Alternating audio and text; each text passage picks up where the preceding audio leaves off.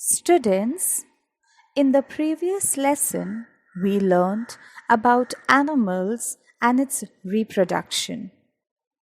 What are animals? Animals are living things, and for every living thing in our environment, we are dependent on other factors. Now, today, in our second lesson, we are going to learn about the interrelationship between living and non-living things. Lesson number 2: the interrelationships between living things. Before we begin with our lesson, let me ask you a riddle. Dear children, listen very carefully. An age-old tree with a thick, strong trunk gives deep, dark shade from the scorching sun. Like an old man's beard with many strands, it has ropes for swinging from every branch. Some of you must have guessed it, but some of you might be still thinking. Okay, let me give you a clue by showing you a picture. Yes, you guessed it right. It's a banyan tree. It's a widespread tree which gives shade to people and shelter to birds and animals. This shows the interrelationships between living things. Now, what does the word interrelationship mean? The ways in which two or more things are connected with each other is called interrelationship. Like, for example, we human beings depend on trees, plants, and animals for many things like food, medicine, wood, etc. Needs of living things. Now we will see how the needs of living things are met in their environment.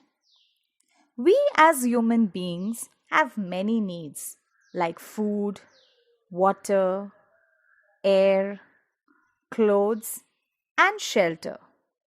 All these needs are met in our surroundings. Let me show you how. We get food from plants and animals. Air from our environment. Water from rains, rivers, lakes, ponds, etc. Clothes from plants and animals. And shelter from the material available from trees and many other things.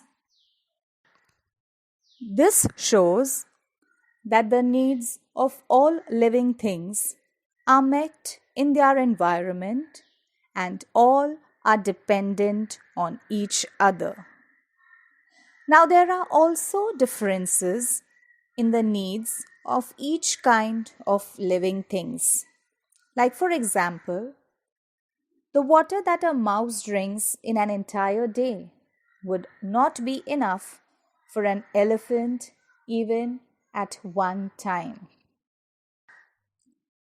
Now, as your children are all at home, you can try this for yourself.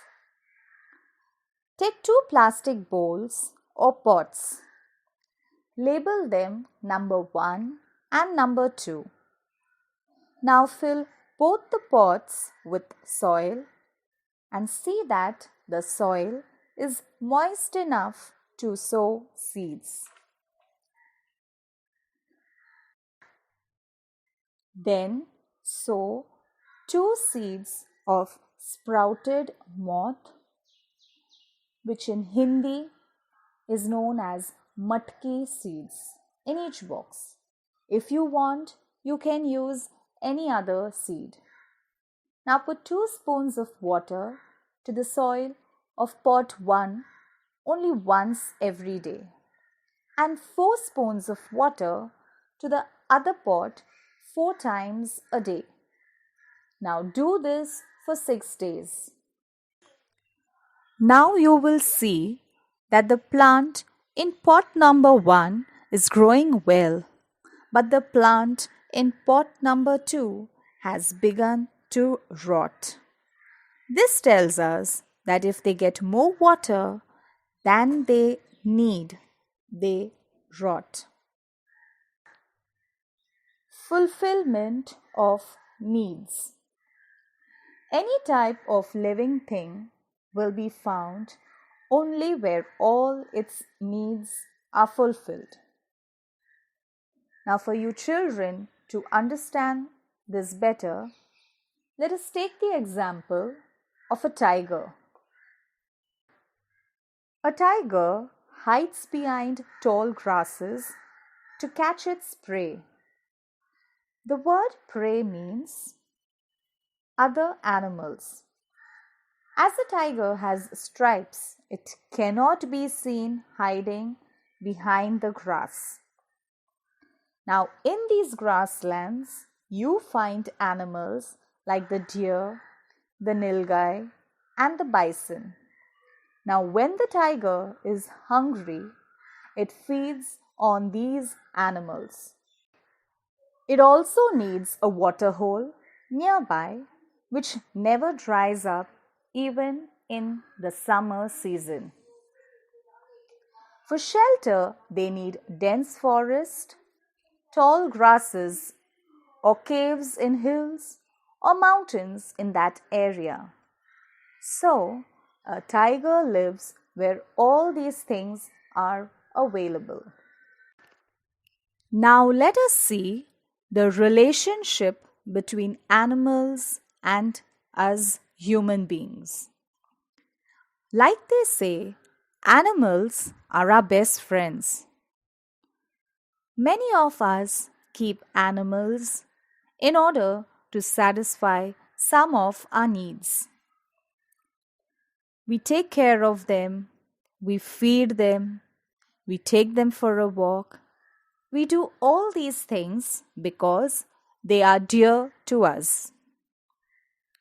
When they fall sick, we even take them to a vet. Now, do you know who is a vet? A vet is a doctor who treats animals.